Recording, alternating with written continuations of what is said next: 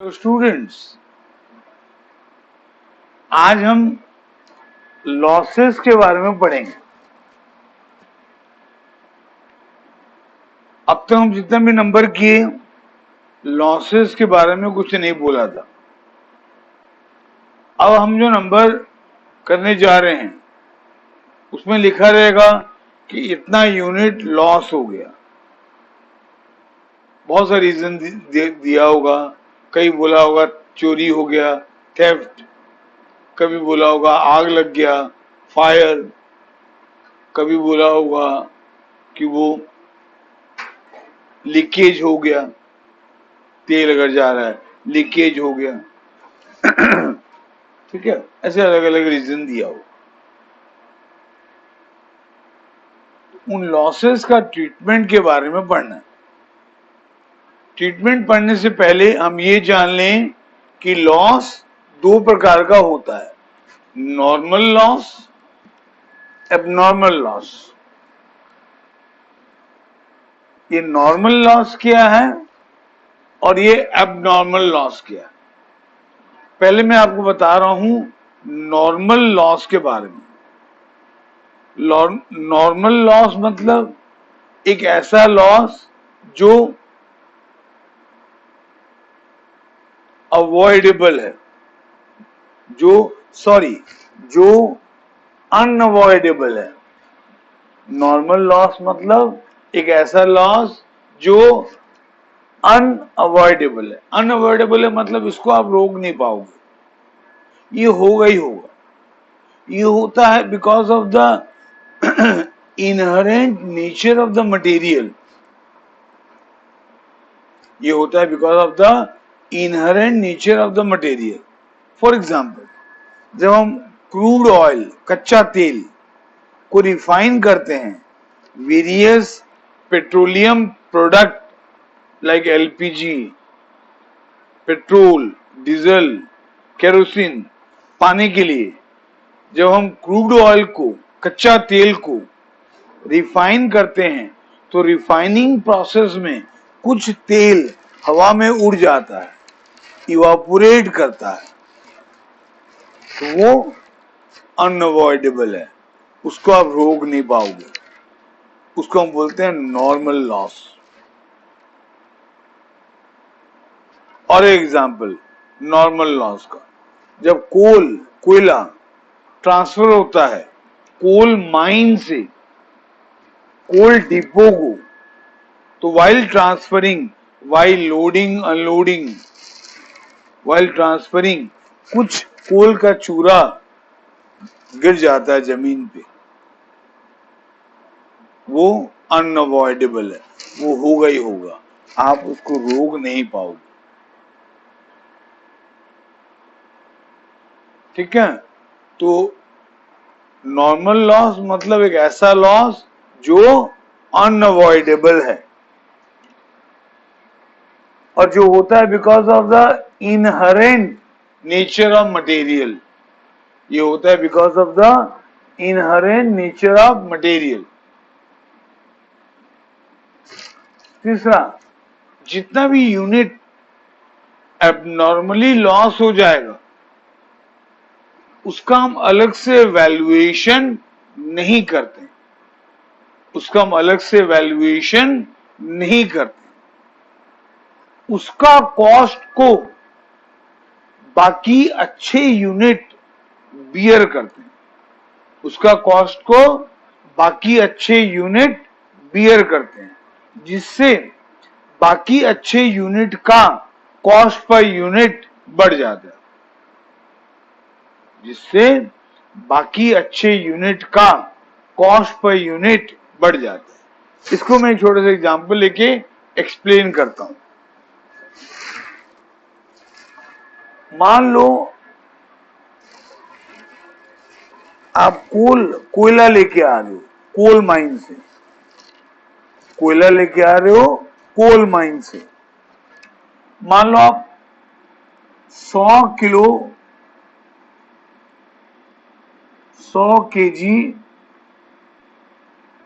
कोल ला रहे हो। मतलब 100 केजी कोल ला रहे हो कोल माइन से, और मान लो अब जहां से कोल ला रहे हो उसको आप 1000 रुपया दिए, 100 किलो का, 100 किलो का 1000 रुपया दिए।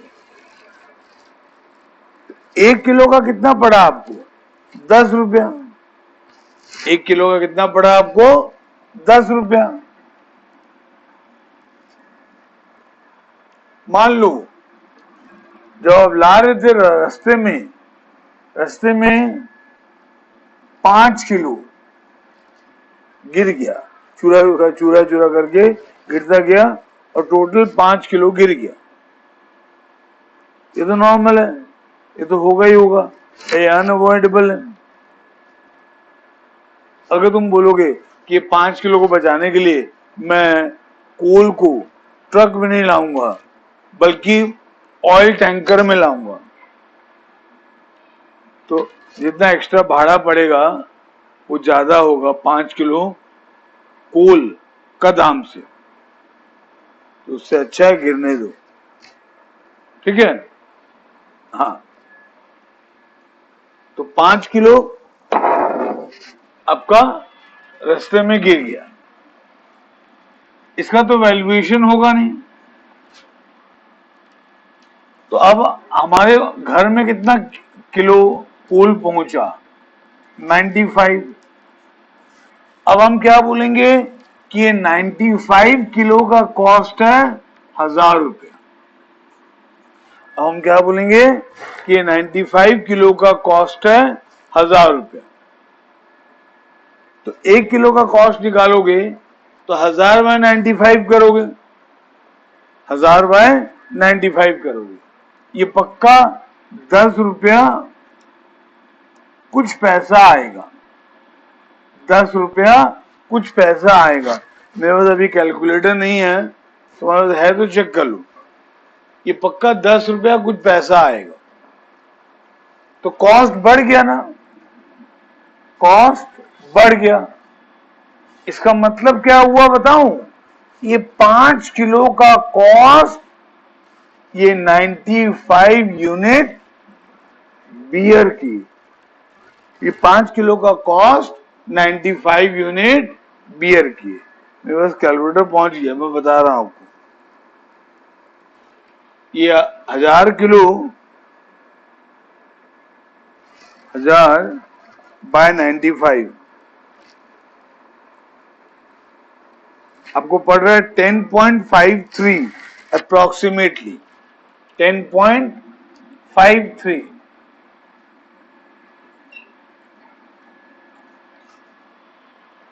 तो आपका कॉस्ट था 10 रुपया पर केजी, लेकिन नॉर्मल लॉस होने के कारण आपका कॉस्ट पर केजी बढ़कर 10.53 हो गया। और ठीक है ना,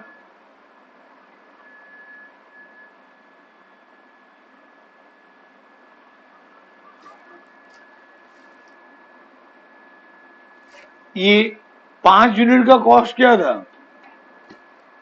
50 रुपया। ये 5 यूनिट जो लॉस हुआ इसका कॉस्ट क्या था?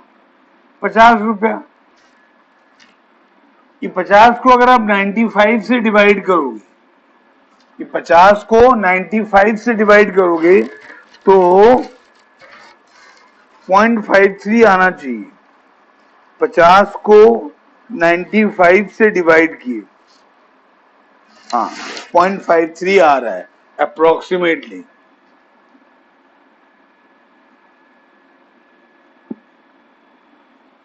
मतलब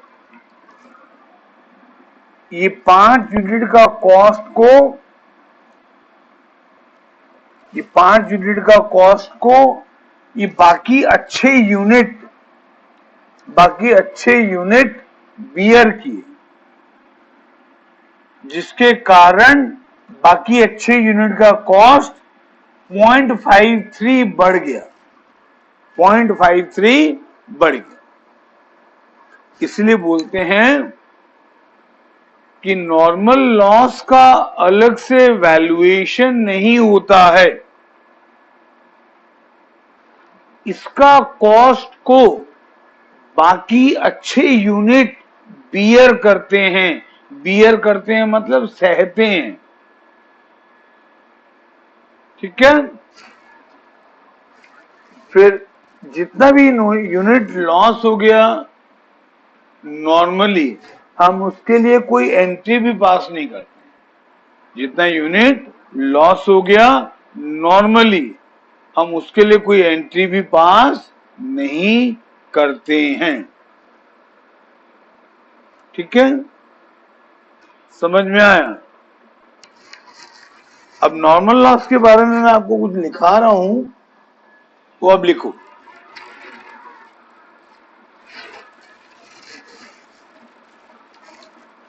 okay,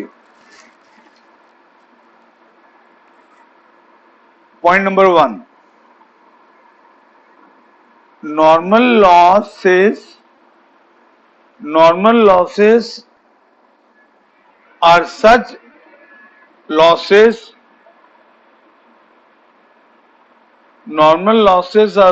such losses which are unavoidable,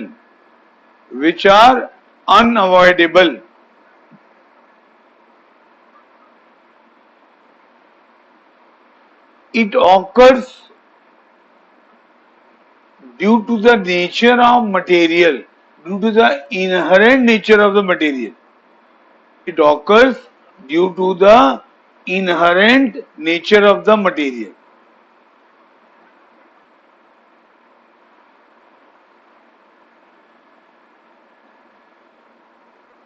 Its cost is borne by remaining good units. मतलब नॉर्मल लॉस का कॉस्ट को, जो यूनिट नॉर्मली डिस्ट्रॉय हो गया, जो यूनिट नॉर्मली डिस्ट्रॉय हो गया, उसका कॉस्ट को बाकी अच्छे यूनिट बियर करते हैं।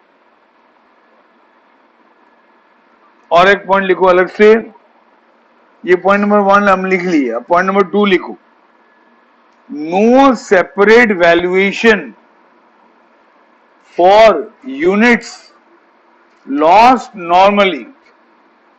No separate valuation for units lost normally.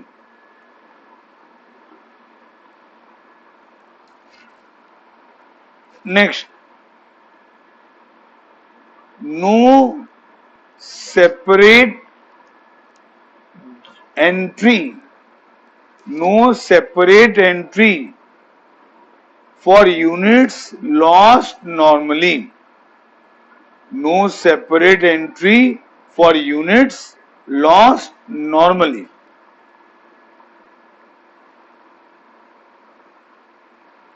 Next point. But if there is normal loss,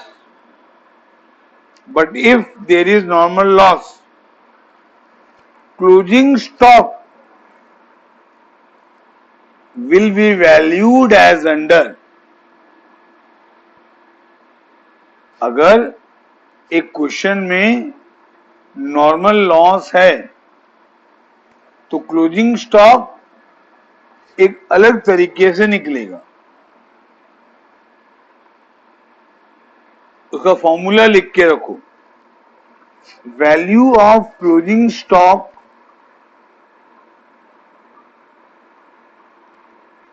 is equals to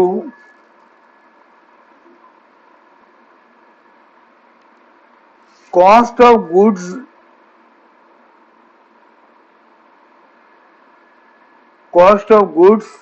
sent on consignment,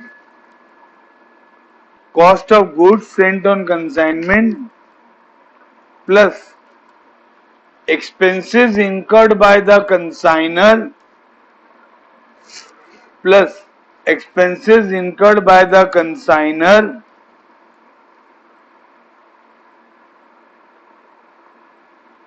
plus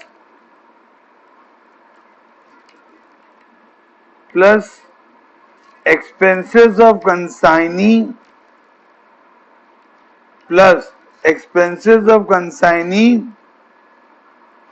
up to go down gate, up to go down gate, ये तीन चीज plus होगा। फिर उसके बाद देखो whole divided by, मतलब इन तीनों को प्लस करने के बाद जो अमाउंट आएगा उसको डिवाइड करोगे। होल डिवाइडेड बाय यूनिट्स कंसाइंड, लिखो डिनोमिनेटर में यूनिट्स कंसाइंड, यूनिट्स कंसाइंड मतलब जितना यूनिट कंसाइनर भेजा, यूनिट्स कंसाइंड, या आप लिख सकते हो यूनिट सेंट, जितना यूनिट कंसाइनर भेजा, minus unit of normal loss, minus unit of normal loss.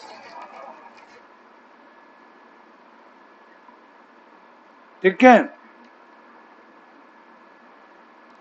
समझ में आया?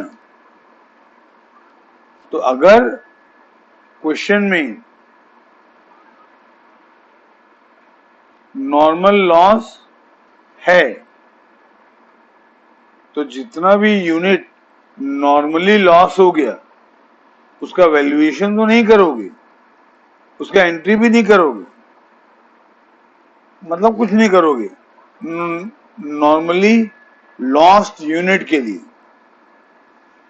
बट उस क्वेश्चन में क्लोजिंग स्टॉक का वैल्यू ये फॉर्मूला से निकालोगे, समझे? अब मैं आपको एक नंबर करवाता हूं, एक क्वेश्चन लिखा रहा हूं, लिखो।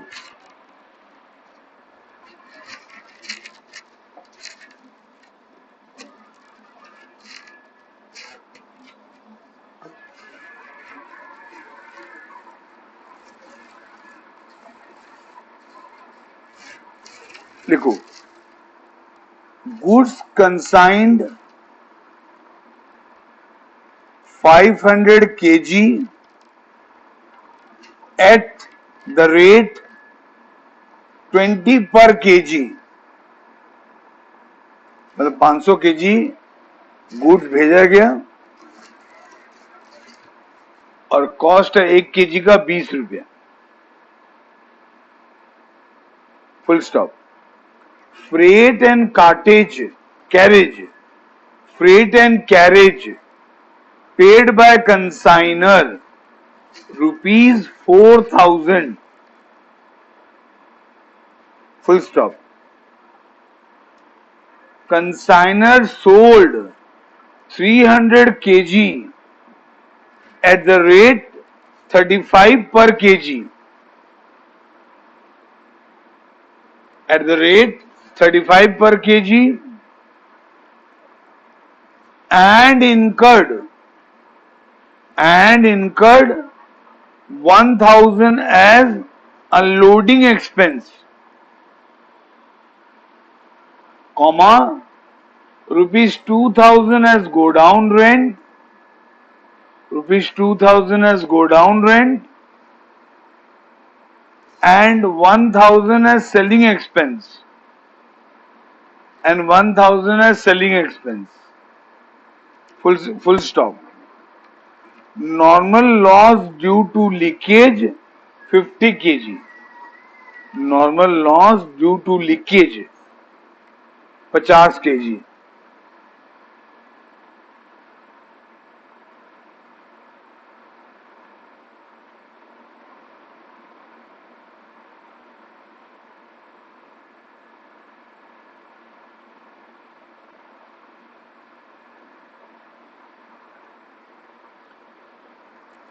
find the value of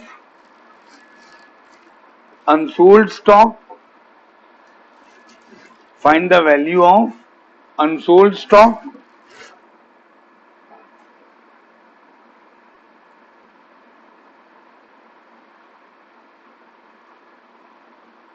and show what will be the treatment of unit lost normally. Okay, अच्छा, तो पहले हमको निकालना है value of closing stock. Value of closing stock.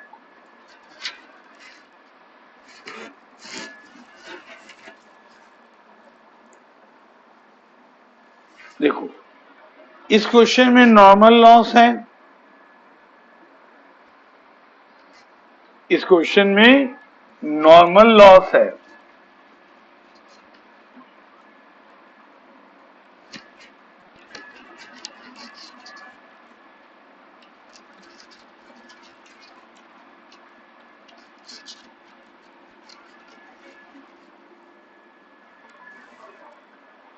तो मैंने आपको अभी एक फॉर्मूला लिखाया कि अगर क्वेश्चन में नॉर्मल लॉस है तो वैल्यू ऑफ क्लोजिंग स्टॉक निकालने का मैं एक फॉर्मूला आपको लिखाया। वैल्यू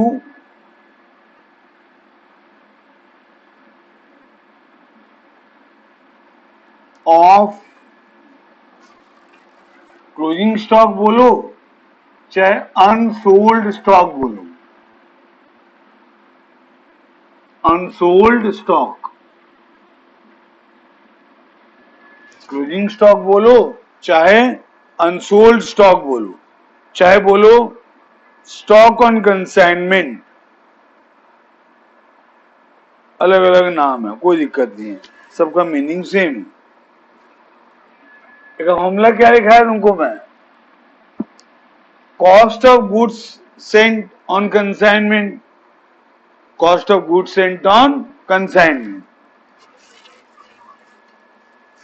लेना है पहले। तो यहां पर 500 केजी भेजा गया है, 500 केजी भेजा गया है और 1 केजी का दाम है 20 रुपया। तो इसको इंटू करने से कॉस्ट ऑफ गुड्स सेंट निकल जाएगा। फिर इसमें ऐड करते हैं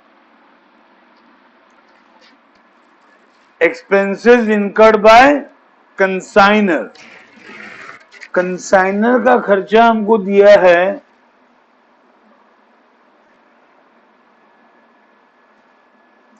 फ्रेट का और कैरेज का मिला के 4000, फ्रेट और कैरेज का मिलाकर 4000।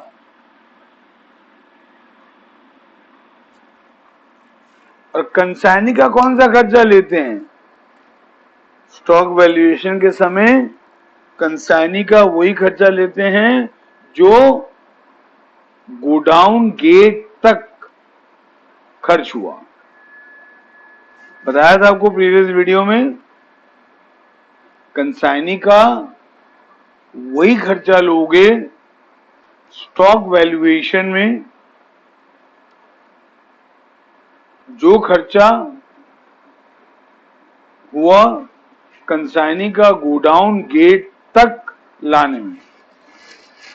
और यहां पर कंसाइनी का खर्चा दिया हुआ है अनलोडिंग में 1000 वो लेंगे, गोडाउन रेंट 2000 नहीं लेंगे, 1000 रुपया सेलिंग एक्सपेंस नहीं लेंगे, खाली कंसाइनी का 1000 रुपया लेंगे।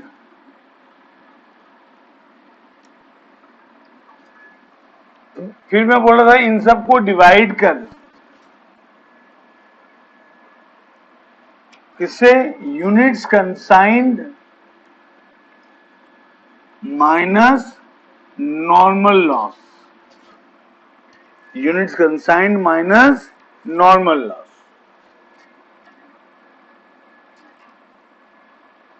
ये 500 इंटू 20 कितना होगा, 10,000। उसमें ऐड होगा 4000, उसमें ऐड होगा 1000।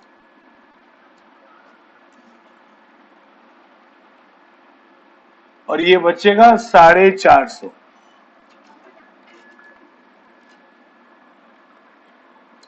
तो ये आ जाएगा 15,000 बाय 450। ये एक्चुअली 15,000 कॉस्ट है 500 यूनिट का, 500 यूनिट को सेंड करने का। ये 15,000 कॉस्ट है कितना यूनिट का एक्चुअली में, 500 का, लेकिन 50 तो नॉर्मल लॉस हो गया। तो हम क्या मानेंगे, ये 15,000 कॉस्ट जो है ये 450 यूनिट का है। ये 15,000 जो कॉस्ट है 450 यूनिट का है। तो एक यूनिट का कॉस्ट निकालने के लिए 15,000 बाय 450 करेंगे तो एक यूनिट का कॉस्ट निकल जाएगा। इसमें इंटू भी करने को बोला था मैं, क्या यूनिट ऑफ क्लोजिंग स्टॉक, इसमें क्या इंटू करने के लिए बोला था मैं, यूनिट ऑफ क्लोजिंग स्टॉक, वो निकल जाएगा। क्योंकि देखो 500 केजी सेंट हुआ, 300 केजी बिक्री हो गया, बचा 200, 50 केजी हो गया नॉर्मल लॉस, 50 केजी हुआ नॉर्मल लॉस, तो कितना बचा 150।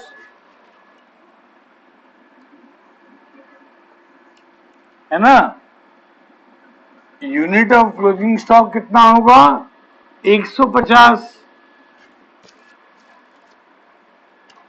समझ में आया ना बच्चे लोगों, 500 यूनिट सेंड हुआ था, 300 बिक्री हुआ, तो कितना बचा 200, फिर उसमें से 50 हुआ नॉर्मल लॉस, तो कितना बचा 150।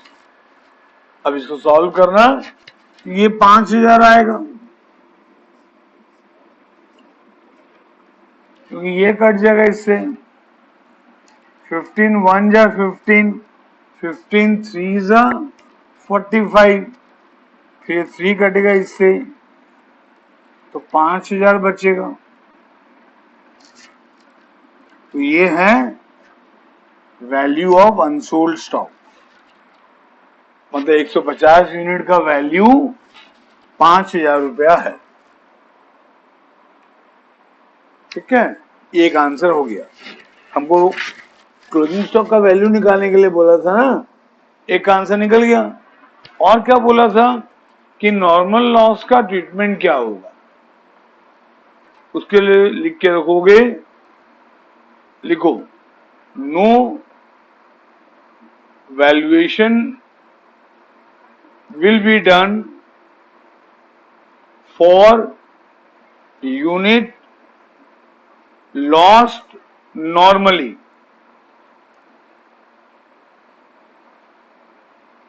और एक लाइन लिखोगे, no journal entry will be passed for value of normal loss.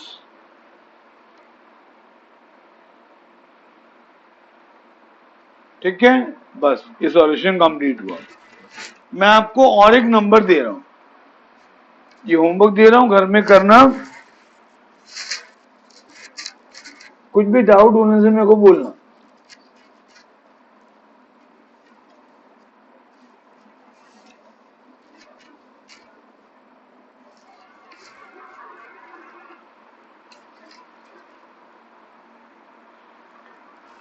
Bengal Chemical Limited consigned to BK Roy to BK Roy of Bombay 2,000 kg of a chemical, full stop. The cost of chemical and freight thereon were rupees 18 and rupee 1 per kg respectively, दोनों पर KG दिया है, ठीक है, full stop. An account sale was received from B.K. Roy showing 1000 kg sold at 32 per kg.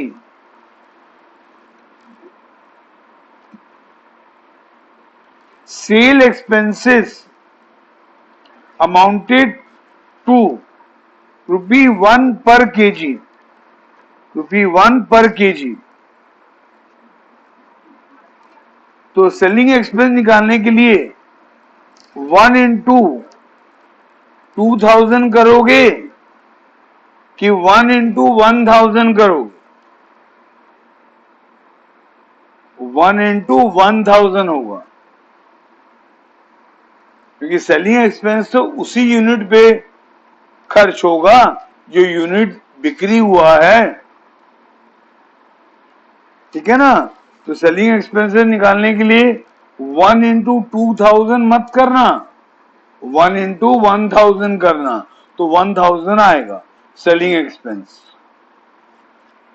फिर comma, insurance ₹1000, comma, brokerage at 10%, brokerage at 10%।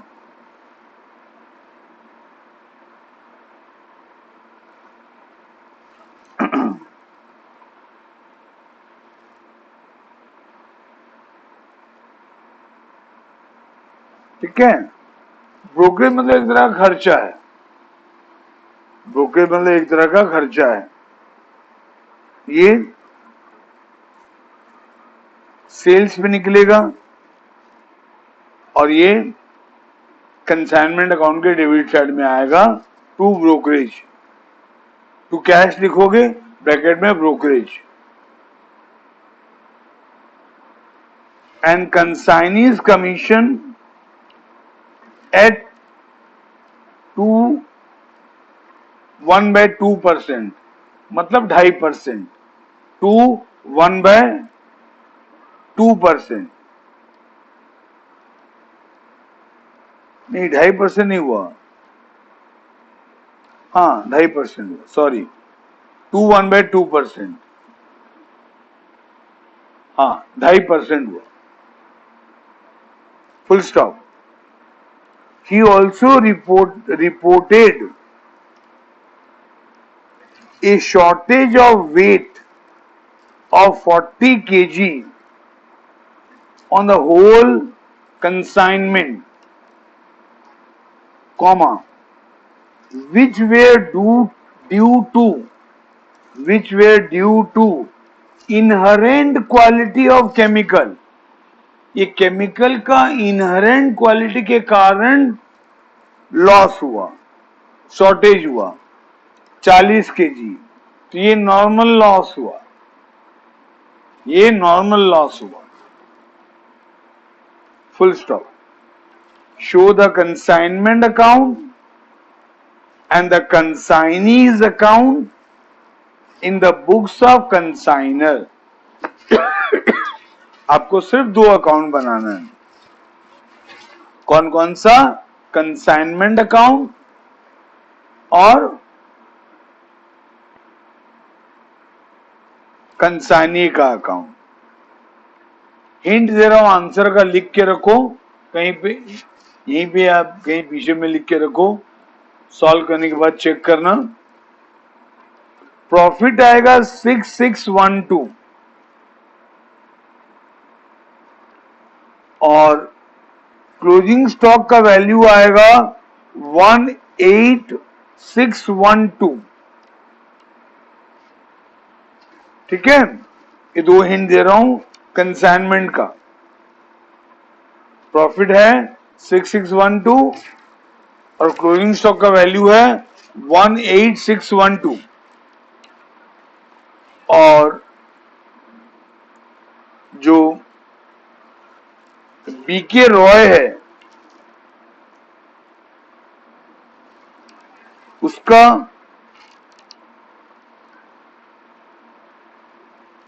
Credit side में जो by balance carried down आएगा वो है 26,000। 26,000 सॉल्व करना ऑनेस्टली, आंसर चेक करना, कोई doubt होगा मेरे को बोलना। ठीक है बच्चे लोगों, हैव अ नाइस डे।